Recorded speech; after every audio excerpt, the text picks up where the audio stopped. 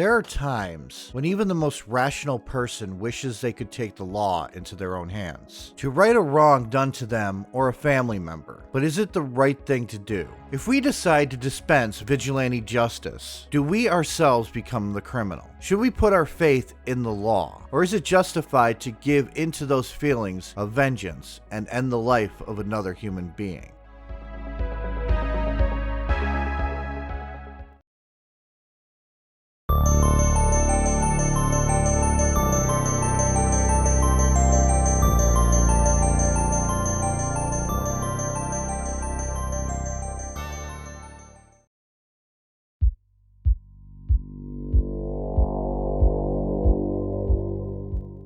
Here's the second warning for the video. Since YouTube are snowflakes, and one at the beginning of the video doesn't seem to be enough. This video will feature talk of CA, kidnapping, and murder, as well as my petty comments. My comments are not meant to be fact, and should be seen as a way to make the video a little bit more entertaining. And also, this isn't suitable for kids, because kids are kind of creepy if you think about it. Leon Gary Plauché was born on November 10th, 1945 in Baton Rouge, Louisiana. And well, nothing about this man screams anything controversial. Look at him. This man looks boring as hell. Like he wakes up every day, eats the same thing for breakfast, goes to work, comes home, and lives an average life. And he was pretty much raised normal. No really scary moment in his childhood or teenage years. In all honesty, with how average he was, I wouldn't be surprised if he ever touched a boob till he was in his 20s. He did get married to a woman named June, and they had 4 children together. And he preferred to be called Gary, which is weird because Gary sounds a lot less cool than Leon. Leon sounds like a badass that could drink you under the table. Gary sounds like a snail that lives with a sponge and a pineapple under the sea. Gary supported his family as a traveling salesman,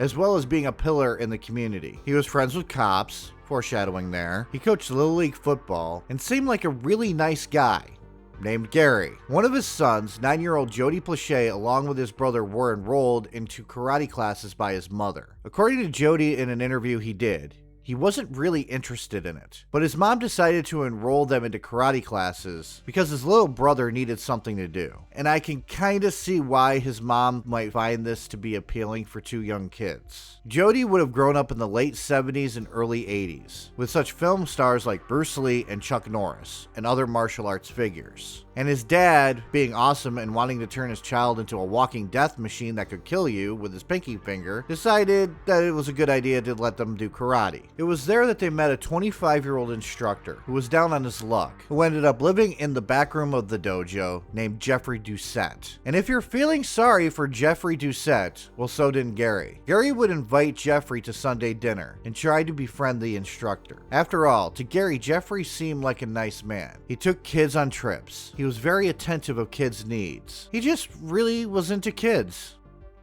No, I was just wanting out. I wish Jeff would just leave me alone and go away. Right. And eventually that's what happened. No, really. He was into kids.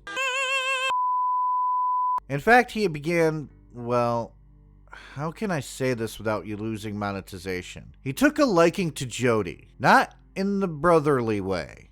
In Houston, in April of 1983, we're just riding in a van, and he whispers in my ear, he's like, "I'm gonna suck you tonight." Like, why would you want to do that? Whoa. So from April to May, he won't on me, and that was pretty much every day till he kidnapped February of 1984. And well, there is really no way to put this, and it is uncomfortable attempting to beat around the bush. Let's just say Jody was SA'd. This happened at a karate trip in Houston, Texas. Jody was too scared to let anyone know of this. He would have a stretch, and in order to be able to kick, you have to be real flexible. So he'd make us do like a split, and he would get behind us and he would like hold our legs. And so now he's got his, hands between both of my legs where, you're stretching on a split. And I think that was kind of like the introduction to him being able to touch us without raising any flags. One person who noticed was Gary's brother, who was also named Jeffrey. So this is going to get a lot more confusing. So Gary's brother lived in Dallas, Texas, and Jody was going there for a tournament. So Gary thought, to save money, he would ask his brother to let Jody stay the night with him, which Gary's brother agreed. This is what Gary's brother stated he saw. He stated that when Jeffrey Doucette dropped Jody off at Jeffrey Plauché's home, Jeffrey Plauché witnessed Jeffrey Doucette kiss Jody on the mouth, which Jody was 10 at this point in time. Gary's brother phoned Gary to tell him about this, and because at this point, Gary thought that Jeffrey Doucette was a swell guy, he thought his brother had been seeing things. This was, we had a karate tournament in Fort Worth, and my uncle lived in Dallas. And so we were going to go stay with my cousins for a couple of days. So Jeff had to drop us off, and we met on the interstate, just on the side of the road. We got out, and I guess whenever I got out of the van or whatever, Jeff gave me a kiss on the mouth, and my uncle saw it. My uncle went to my dad and said, that ain't right. He's like, a grown man shouldn't be kissing the kid on the mouth. And my dad defended Jeff because my dad at the time was still friendly with him. And my dad was like, no, Jeff's a good guy. You're overreacting. You just don't like him because I think he had hit my cousin on the back of the head that night because my cousin was visiting. He's like, get over there or whatever. And he would do that to us, and he did it to my cousin. So my cousin got mad. And so there was this big, stink about that. So my dad just kind of disregarded it. Was like, oh, you're just mad about, him popping my cousin on my head at night. And so my dad defended Jeff at the time because they were all blinded by that grooming that he had done.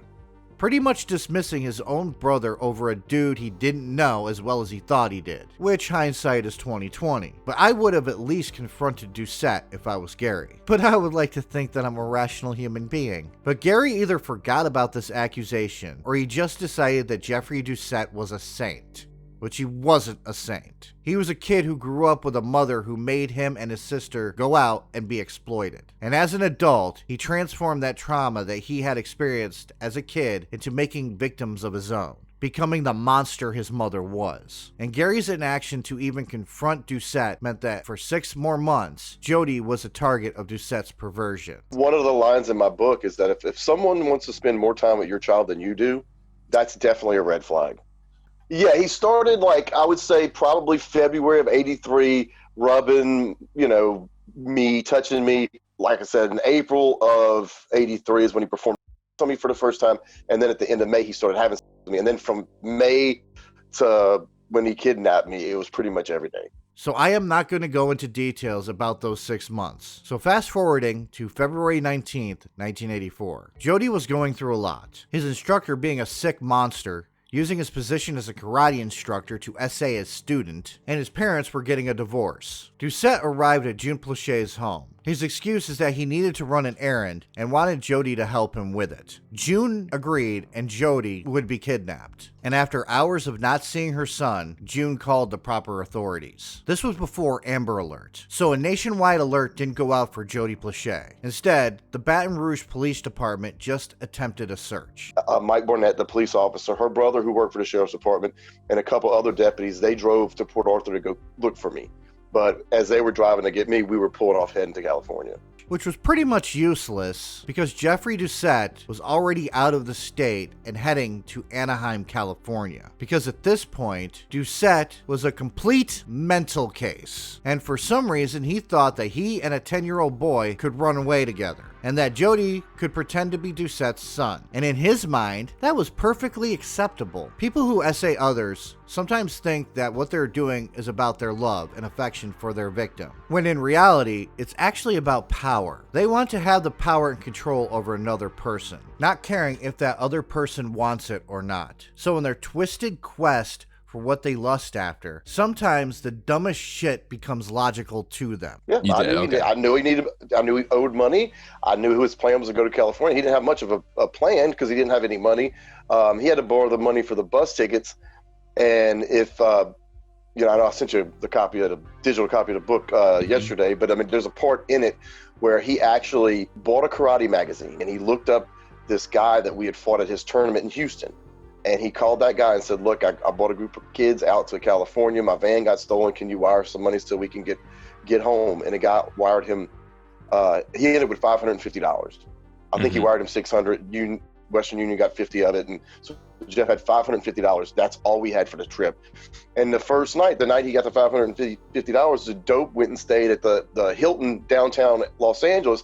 At the time was like $85, which if you were limited on funds, you go stay at the budget 6 Inn. You don't go stay at the Hilton, Right. But so the next day we took a bus. I want to say we went to Canoga Park because he was kind of looking for an apartment or maybe where he could get a job. Then we took a bus to Anaheim and we went to Disneyland. I went to Disneyland while I was kidnapped. And we were staying like around the corner from Disneyland, and that's where eventually a couple days later they traced the call back to that hotel room, and the FBI and police came busting in and they arrested him, and then I never saw him again after that.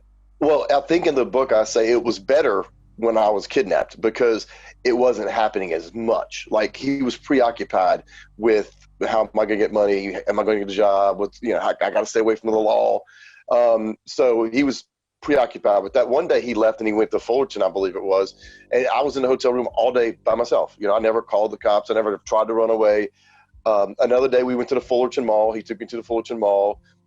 They had a jacuzzi and a swimming pool at the hotel we were at, and even though it was February, it was still California, so it wasn't real cold. So I was able to go play in the hot tub and go in the pool a little bit. So I love to travel. I actually enjoyed the trip, to be honest with you. I mean, to see the Hollywood sign, I got chills. I remember just looking, wow, look, the Hollywood sign, because you see this on TVs and the movies, but to actually see it in person for the first time, it was awe-inspiring. So I mean, I enjoyed my little trip to California. 10 days passed without a word of where Doucette took Jody. Then Doucette decided to call Jody Plauché because Jody wanted to talk to her. After speaking to Jody, she was able to have a conversation with Doucette. She kept Doucette on the phone, saying she was happy to hear from him, that she was happy that they were both okay, that she was very understanding of why he did what he did, which surprised Doucette. But the moron didn't think that there was something off about this, which June meant none of what she was telling Doucette. While she was happy to hear from Jody, she was probably disgusted at what she had to tell Doucette. So why did she say those things? Because the FBI was tracing the call.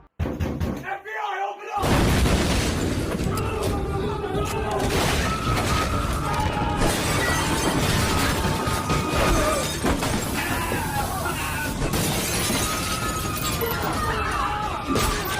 And Doucette stayed on the phone long enough to where June was able to hear the police break down the door to the motel room Doucette had fled to and parts of the arrest of Doucette.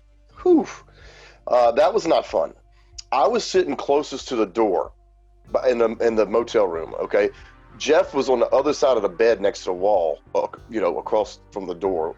And when they came busting in, they were putting guns in my face, guns on him. I mean, it seemed like 50 cops came busting in. And then they grabbed me and the cop walked around the bed and he said, "Oh, I'll punch you in the goddamn mouth," is what he told Jeff. And then they took me out and I was sitting by the pool and I remember just shaking and shivering because I was scared. And they were like, "Are you cold?" I'm like, "No, I'm not cold." I said, "I'm scared." They said, "Well, there's no reason for you to be scared." I said, "Well, I'm not scared now. I'm scared because a minute ago y'all had guns in my face." Yeah. And so they ended up taking me to I want to say the Anaheim Police Department, where they questioned me. Where'd y'all sleep? Did he ever touch you? I lied. Then they took me to the hospital where they did on me. When I tell people a complete physical examination, along with cotton swabs up the butt and, Right.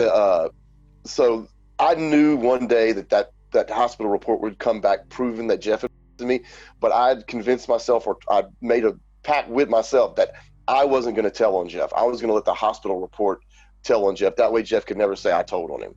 Jody was flown back home. Once home, news caught up with the family and Gary did an interview. We were scared and our reaction was just erratic at times. We just, didn't know what to think. It's just a waiting that, I don't know, it's a lot of waiting. We didn't know what to do. You just feel helpless. As a parent in your position, did you learn anything from this? Just how much I love my children. Really how much. It's just, it's a lonely feeling. It's very emotional. How do y'all feel now? Fantastic. It looks good. I love that back No, he doesn't at all. What do you think about this whole thing? I don't know. There was just nothing like it. He was there. He was okay. He was home. I finally knew for the first time in 10 days where my son was. I walk off the plane with my black hair. My hair had been dyed black, and I see a camera crew. There's a guy with a camera, and there's a reporter, and I see my parents, and I was pissed off. I mean, they didn't know what had happened to me, but I mean, they should have kind of suspected and kind of laid low.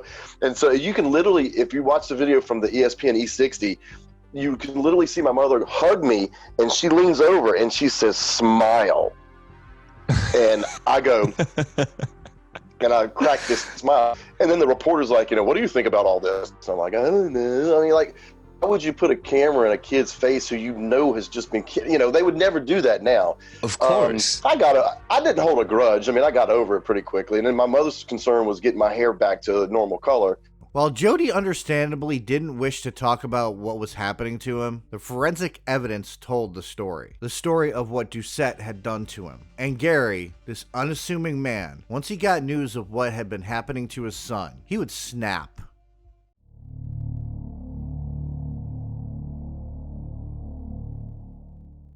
He took me February 19th. And I was returned home March 1st. So he was arrested February 29th, it was a leap year. 84 was a leap year. And so like his mugshot has February 29th on there, which I think is kind of interesting because, that what day happens every 4 years. But so I was going from the 19th till the 1st of March. So, Doucette, while in custody, confessed there was more victims than just Jody. So there was a rock-solid case against him, and Jody wanted justice for what happened to him. He wanted to see Doucette put away for the rest of his life, but his father had other plans. Mike Barnett told my mother and father, my dad said, he's a dead motherfucker. And that's a normal reaction for a parent. Sure. And my mother was concerned, like, that daddy was going to shoot him.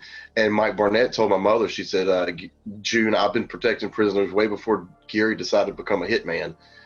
So you ain't got to worry about nothing. Tipped off by an employee at a local ABC affiliate that Doucette was going to be flown back to Baton Rouge and would arrive at 9:30 p.m. on March 16, 1984, Doucette decided to greet his old friend. And when I mean greet, what I mean is he brought a handgun with him and dressed in a hat and sunglasses. He waited by a bunch of payphones for Doucette to walk by, which the news reporters were there too. And what they caught was a lot more than just a simple news report of an offender being brought back to face his crimes. As Doucette was led past the payphones, this happened.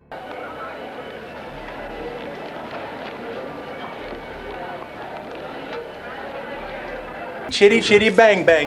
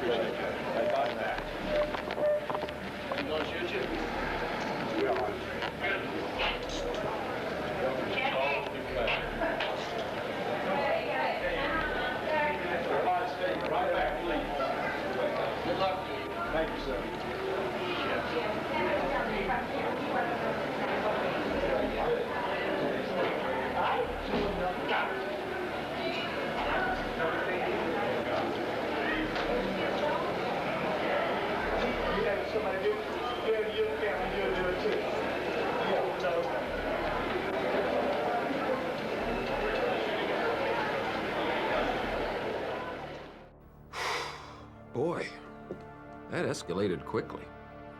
I mean, that really got out of hand fast. For those who don't know, my father went to the airport. He was told by someone at the local news station that Jeff was going to be arriving that night.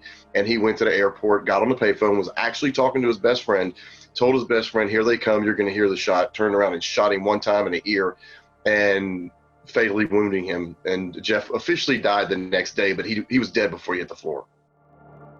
This is proof that Jody Plauché invented the 180 no-scope. Point blank, Gary had fired a shot right into Doucette's head, and Doucette died the next day. The police, a couple who knew Gary personally, wrestled the gun away from him, and one asked, "Why, Gary? Why?" Gee, let's see here. Maybe I can help answer this. Because the scumbag took Gary's son, was abusing Jody, and manipulated the Plauchés to get close to Jody. Is that why? Yes. And Gary felt that he had been blind to it, and he felt as though he failed as a father. So this is his way of showing the world what he would do for his son. To end the life of a subhuman piece of trash that harmed his son. Now, I bet you're asking how he got a gun into the airport. Well, security was a lot different in 1984. There wasn't a lot of it, to be exact. And also, airlines were different. You could smoke on the plane, drink on the plane, carry a gun on the plane, have sex with a flight attendant in the plane's bathroom, that last one probably still being done today, but my point is that airlines were different. Hell, 12 years previous, from March 16th, 1984, a dude hijacked a plane and then jumped out of it. Is it really that hard to think that airport security would be stricter in 1984? Also, I did a video on that, DB Cooper, should watch it after this. Anyways, Gary was arrested, and his time in front of a judge would lead to a surprising outcome.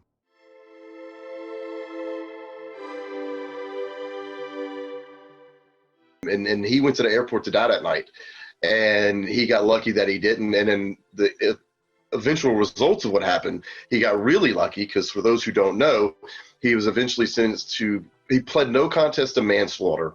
He received, I want to say like 7 years suspended sentence, 300 hours community service, and probation, 5 years probation. Basically what people get for DWIs now.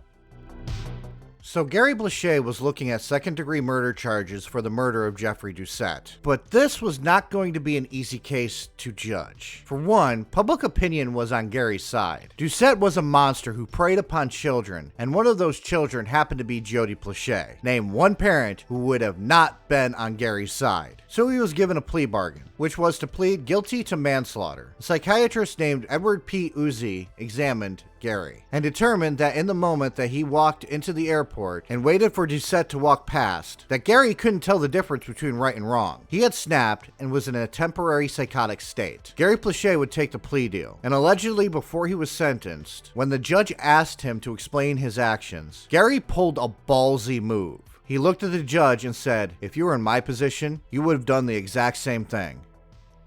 It is not recorded if there was a mic drop after that, but the judge, looking over everything, decided that, for the first time in modern history, a man who pleaded no contest to manslaughter wasn't gonna go to prison for it. That is right. The judge thought that putting Gary away in prison was not gonna help matters, that Gary wasn't at risk to reoffend. And so, Gary Plauché was sentenced to a 7 years suspended sentence, with 5 years probation and 300 hours of community service. He was able to walk right out of the courtroom.